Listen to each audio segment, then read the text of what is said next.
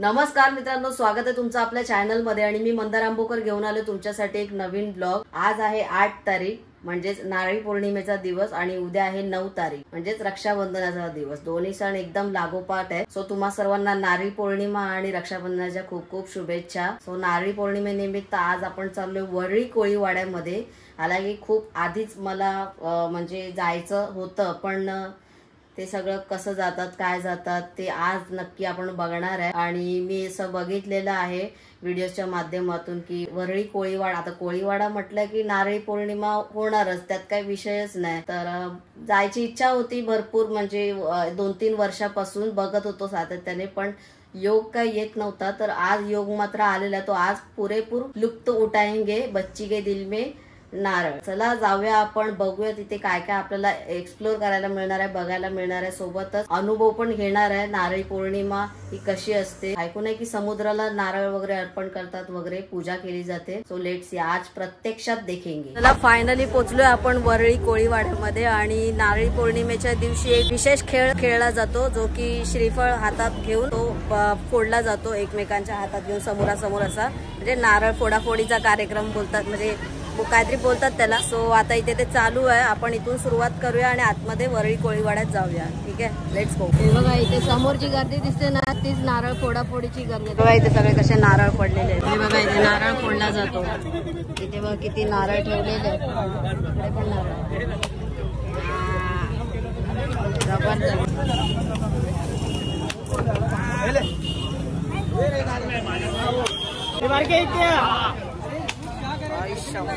जबरदस्त आपले family member आहेत आणि मला सांग ना, एक नारळ फोडायचं काय म्हणजे वैशिष्ट्य काय याच्या मागे? नागरी कोळी लोकांचा सण आहे। आता आपल्याला गावात दरवर्षीप्रमाणे म्हणजे नारळी पौर्णिमा सण मोठ्या उत्सवात साजरा केला जातो। कसं असतं, नारळी पौर्णिमा असा एक सण आहे ना की म्हणजे एक वैशिष्ट्य म्हणजे एक नारळ असतो ना, गावकीचा एक नारळ असतो, सोन्याचा नारळ एक समुद्रात अर्पण केला जातो आणि त्याच्यानंतर मग ते उद्यापासून मासेमारी करायला सुरुवात झाली। म्हणजे आता पाऊस संपला म्हणून, पाऊस संपला एक नारळी पौर्णिमेनंतर एक हा गेम म्हणून परंपरा चालू आहे। परंपरा अनुशासन। हे बघा इथे असं समोर पण फोडल्या जातात, याची परंपरा ही जुनी, त्याच्यामुळे ते जपतात इकडचे लोक आणि चांगलं आहे, मस्त युनिक वाटतं। समोर एवढे नारळ पडलेले आहेत दोघांच्या, पण ते वाटतं संपवायचे दोघांना। तर मित्रांनो, आता हे नारळ फोडाफोडीचा गेम आपण बघितला आणि खूप सुंदर होता। अरे फोडलाय ना भाई, फोड ना, करा नाद करा, नडा नडा नडा आरामात। अरे खतरनाक, याला माहिती आहे, याला माहिती आहे। चल बाय बाय बाय। तर खूप उत्साह इथे भाई, मजा येते आणि खूप छान वाईब आहे इकडची। बाहेर पर्यंत वाटलं नव्हतं की एवढी सुंदर वाईब असेल म्हणून। की नारळ फोडाफोडीचा कार्यक्रम कसा वाटला तुला? मस्त वाटला। ऍक्च्युली ना इकडे यायचं म्हणजे नक्की जवळचं स्टेशन कळत नव्हतं, पण बाबा आलोय कसं तरी रडत कडत। ताई तर रडकुंडीला झालेली, ताई म्हटली मी निघते आता इथून, म्हणजे अर्धवट ती जाणार होती, बट आणलं तिला कारण इकडची वाईब खूप भारी आहे। तो जाऊया आपण, मजा करूया आतमध्ये। इथे पूर्ण हा जो कोळीवाडा आहे तो पूर्ण कोळी समाजाचा। अरे बोल, मस्त मस्त लोकमत, मस्त मस्त करतोय, चांगलं चालू ठेव। Thank you thank you. चल बाय। हा आपला मित्र, फॉलोवर, सबस्क्रायबर लोकमत मध्ये, जाऊया। ते बघा इथे पण महिलांचा नारळ फोडायचा गेम।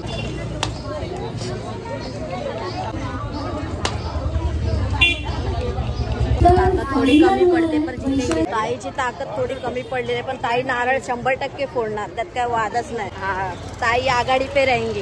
येस, नारळ फोडायचा कार्यक्रम मी पहिल्यांदा बघते आणि त्याच्यामुळे तो मला खूपच भारी वाटला आणि प्रत्यक्षात पहिल्यांदा बघतो, त्याच्यामुळे वेगळा एक्सपिरियन्स होता आणि काय जोश असतो त्यांच्यामध्ये, म्हणजे एका वेळेला फटाफट फटाफट फोडून टाकतात। म्हणजे एक वेळेला तर असं मला वाटलेलं की अरे चल मी पण फोडून टाकेन, पण नंतर ते त्यांची एनर्जी बघितल्यावर आहे ना 2 पावलं नाही 10 पावलं मागे राहून दे।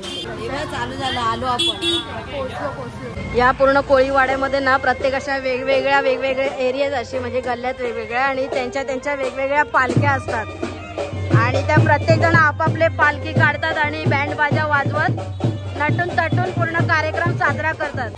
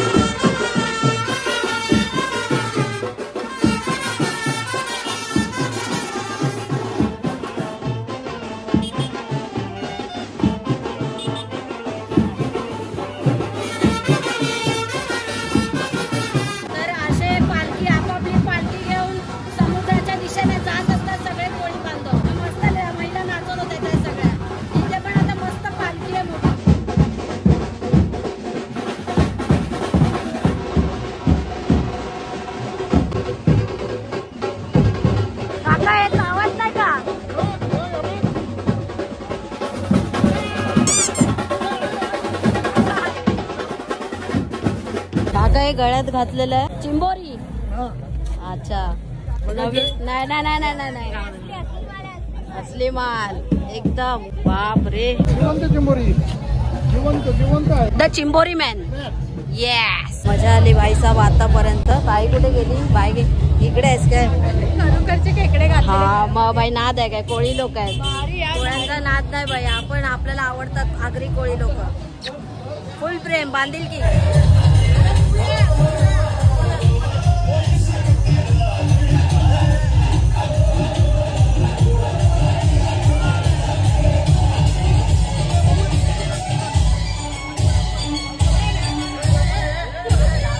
बघा इथे पण एक पालखी उभी आहे. ती आता जाणार समुद्राकडे. त्यांना ओवाळून वगैरे काय असा विषय काय चुकला असेल तर जरा समजून घ्या, कारण फर्स्ट टाइम आहे माझा. बाकी कुछ नाही.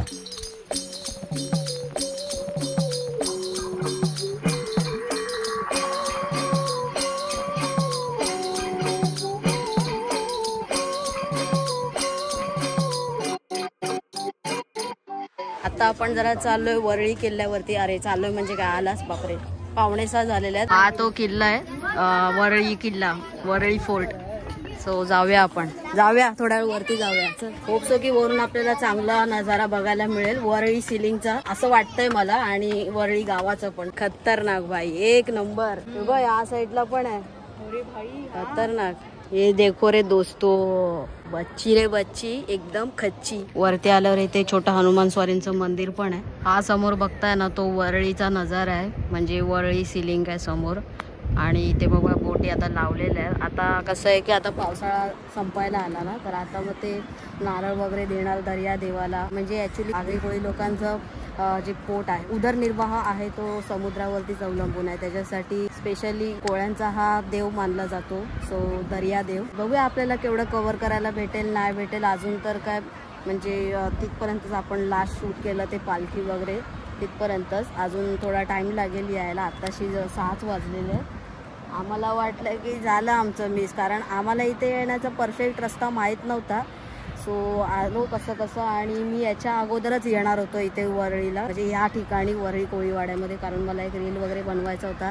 असंच म्हणजे काय थॉट्स घेऊन येणार होतो मी. माहीत नाही का पण इथे एकट्या येण्यासाठी थोडासा घाबरायचो मी, पण आज ते निमित्त झालं आणि फायनली वरळी कोळीवाडा बघितला. सो खूप भारी वाटतंय. आणि I love Koli peoples. By the way इथून सगळीकडून बघितलं ना तर चारी बाजूला समुद्रच समुद्र आहे. व त्या साईडला पण मध्ये हा कोळीवाडा. ताईला पण आज माझ्यामुळेच अनुभवायला मिळते नारळी पौर्णिमा. अजून आपल्याला बरंच काही कव्हर करायचं आहे, पण बघूया लेट्स सी भेटलं तर. गेल्या वर्षी भाऊला यायचं होतं पण ते राहून गेलं. या वर्षी पण अचानक प्लॅन. श्रावण महिन्यातील प्रमुख सणांपैकी एक तर रक्षाबंधन आणि दुसरं म्हणजे की नारळी पौर्णिमा. नारळी पौर्णिमे दिवशी नारळाला विशेष स्थान दिलं जातं आणि हा उत्सव रक्षाबंधनच्या आदल्या दिवशी साजरा केला जातो. विशेषतः महाराष्ट्रात आगरी कोळी समाज हा सण मोठ्या श्रद्धेने व मोठ्या उत्साहात साजरा करतात. समुद्राशी असलेले नाते जपण्याचे आणि सुरक्षिततेसाठी वरदान मागण्याचे प्रतीक मानले जाते. रक्षाबंधनासोबत साजरी होणारी नारळी पौर्णिमा ही श्रावणातील एक महत्वाची परंपरा आहे, ज्यामध्ये श्रद्धा आणि सामूहिक उत्साहाचा उत्सव असतो. नारळी म्हणजे नारळ आणि पौर्णिमा म्हणजे पूर्ण चंद्रमेची रात्र. सोबतच या दिवशी सगळे कोळी बांधव समुद्र किनाऱ्यावरील आपापल्या बोटी सजवतात, उपवास करतात आणि समुद्राला नारळ अर्पण करून वरुण देवाची पूजा करतात. या मार्फत ते आपल्या सुरक्षिततेसाठी आणि वर्षभर त्यांचा मासेमारीवर चालणारा उदरनिर्वाह कायम टिकून राहण्यासाठी आशीर्वाद मागतात. मगाचपासून वरती किल्ल्यावर बसून अंदाजा लावतोय फक्त की अरे लोक अजून आले नाहीत. इथे खाली येऊन बघतोय तर फुल गर्दी आहे पैसा. या सगळ्या बोटी गेले 2-3 महिने बंद असतात बिकॉज ऑफ हेवी रेन. आणि आज त्याची खास पूजा होते आणि पूर्ण बोटी मग समुद्रामध्ये सोडण्यासाठी रेडी टू गो. बघा ना इथे सगळे कोळी लोक आहेत, आपापल्या बोटींची पूजा चालू आहे सगळ्यांची. मस्त वाटते माहोल. मस्त ना. न बघितलेलं पहिल्यांदा. ते बघ ना. हा बोटी या सगळ्या बंद होत्या गेले 3-4 महिने. हे बघ इथे पूजा पण केलेली आहे ना. बघा इकडे सुद्धा हार लावलेला आहे बोटींना.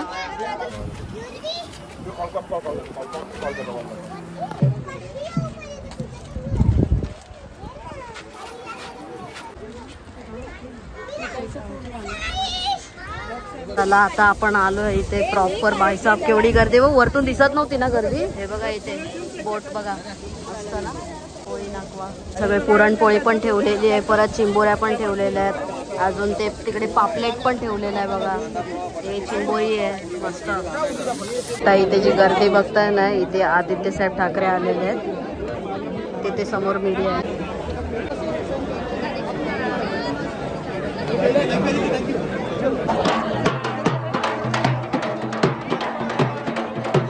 तर आता हे दादा आहेत आणि या ताई आहे. सो इथे आता ते पूजा करतायत नारळाची आणि आता ते समुद्रामध्ये विसर्जन करणार ना. जे आपल्या समुद्रामध्ये आमचे कोळी बांधव सगळे जातात मासेमारीला वर्षभर. तो आता तुम्ही बघितलंच की किती समुद्र खवळलेला असतो. आणि आता बघा आजची परिस्थिती बघा. आज जसं आमचं नारळ देवा समुद्राला आपण जरा अर्पण केलंय, समुद्र किती शांत झालाय. हे एक आपलं हिंदू ह्याचं प्रतीक आहे. जे आपण सणवार साजरे करतो त्याचं प्रत्येकाचं एक महत्त्व असतं. त्याच्याप्रमाणे आमचा कोळी लोकांचा साथ नारळ गेल्याशिवाय समुद्र शांत काय होत नाही. आता हे समुद्र शांत करून आम्ही आमच्या धंद्यावर पाण्यामध्ये बरकत यावी की आमच्या समुद्र देवाकडे आणि सगळ्यांकडे एकविराच्या बरोबर.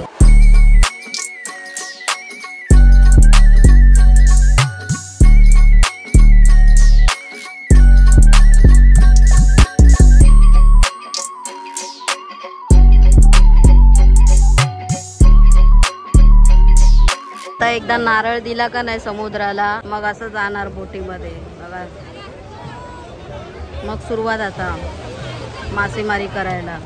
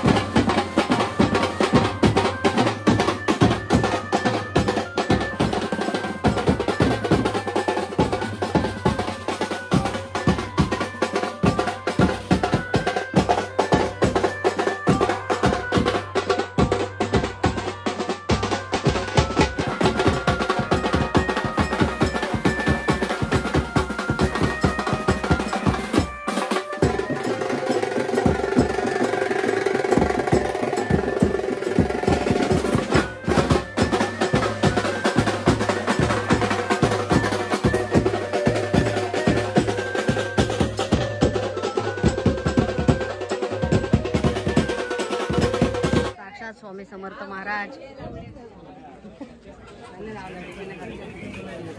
ते बघ तुझे स्वामी